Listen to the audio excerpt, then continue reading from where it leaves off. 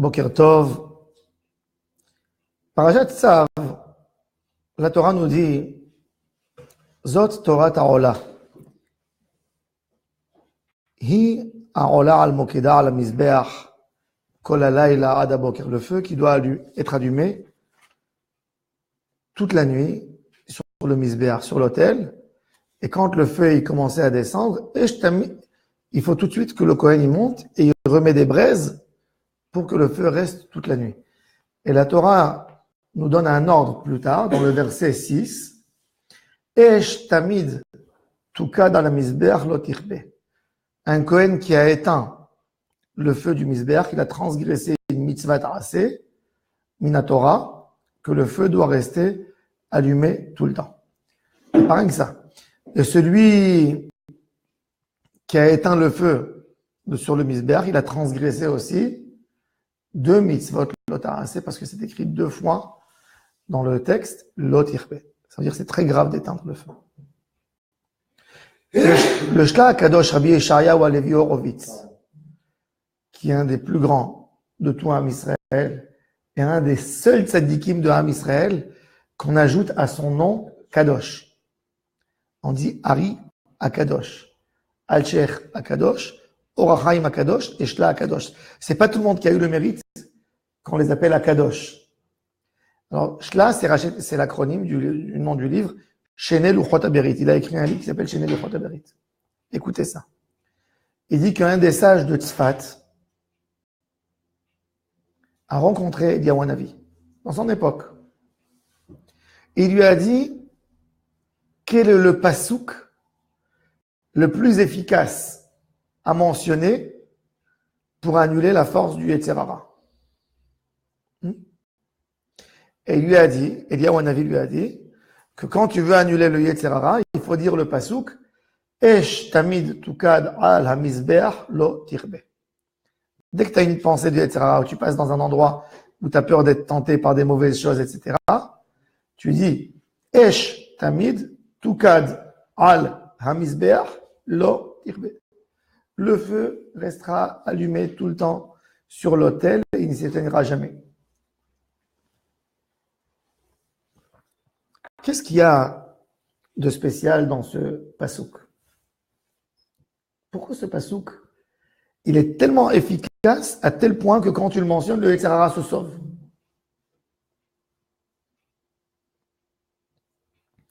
Le Yetzer Hara, c'est l'ennemi d'une chose.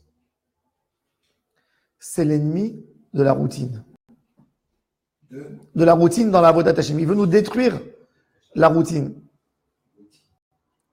Tu as décidé de faire une tfila avec Kavana. 1 jour, 2 jours, 3 jours, 4 jours, il va te casser. Après, tu dis, je ne suis pas capable de tenir. Toutes les bonnes marchavot qu'on avait dans la vie, on voulait être des tzadikim, yisodei olam. Tous, je ne connais pas un juif qui ne voulait pas être Moshe Rabbeinu. Ça n'existe pas. Où on est tombé quelque part, où il nous a attrapé, où il nous a fracassé le corps entier, c'est dans le tamid. Le Yetzer Hara, il a peur d'une chose, tamid. C'est pour ça que l'étude de Torah fixe, kavat ha'itim la Torah, Akadosh Baruch Hu, il ne demande pas à quelqu'un lama ta Torah dans ta vie. Étudier la Torah, il peut y avoir quelqu'un que dans sa vie, il a étudié 3 ans, il s'est enfermé dans une chambre, il a fini le chasse. Mais après, il n'a plus ouvert un livre jusqu'à la fin de sa vie. Quand il va venir en haut, Dieu ne va pas lui poser la question, combien tu as étudié? Combien de temps tu as fixé pour l'étude de la Torah? Kvirut de la Torah, c'est-à-dire que tous les jours, de 8h15 à 9h15, on étudie. Après, de 9h15, 10h moins 10, on étudie. Peu importe ce qui s'est passé hier, peu importe les événements que je dois avoir aujourd'hui, peu importe mes occupations, c'est exactement comme les heures que je dors, c'est exactement comme les heures que j'ai besoin de manger, c'est exactement comme les choses les plus importantes pour moi. Kviyot Yidim la Torah, ça peut être même 5 minutes, mais fixe, 9h à 9h05 tous les matins, et jamais, peu importe dans quelle situation, 9h à 9h05, j'étudie la Torah. Ça détruit le Yetzer Hara.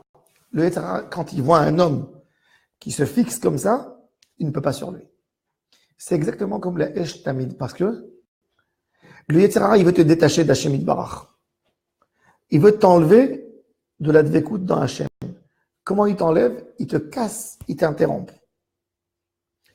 Rabbi Chaim Shmuelevitz, toujours, il disait, il racontait l'histoire de Rabbi Akiva.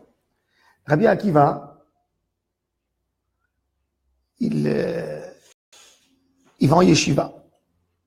Il était à Maaretz. Après 12 ans, il rentre chez lui à la maison. 12 ans, il n'a pas vu sa femme. Et quand il veut taper à la porte, il entend le voisin qui parle avec sa femme. Il dit, ton mari t'a abandonné. 12 ans, il n'est pas venu. Il entend sa femme Rachel qui dit, Dieu, écoute-moi. Si Dieu, tu m'entends, fais rentrer dans le cœur de mon mari qui reste encore 12 ans à la yeshiva. Rabbi Akiva, il entend ces mots derrière la porte. Il a les larmes aux yeux. Il sait quelle femme extraordinaire il a. Il veut taper à la porte. Il dit, je respecte sa volonté. Il tourne et il repart à la yeshiva. Il revient après 24 ans avec 24 000 élèves qui l'accompagnent.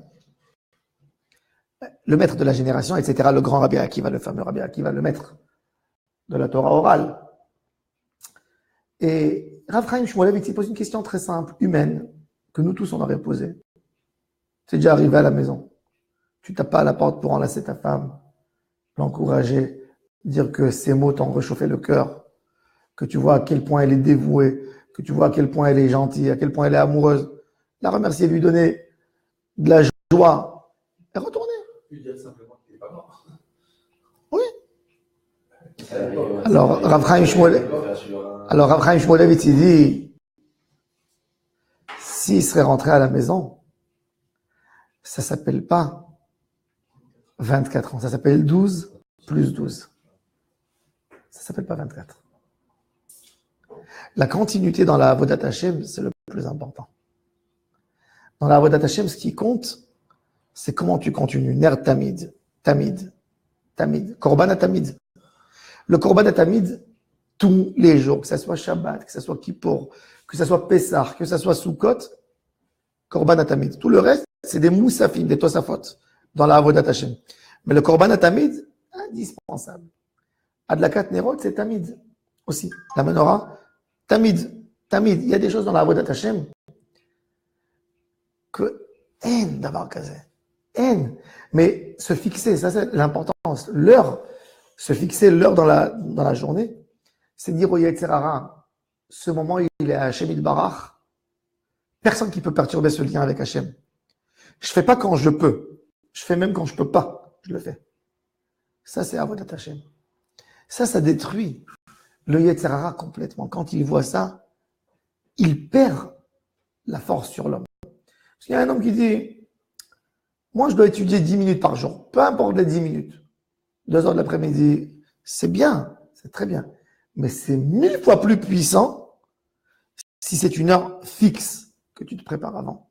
La yeshiva de Kelem, le sabbat de Kelem, c'était un des élèves de Rabbi Israël Salanter qui a fondé une yeshiva.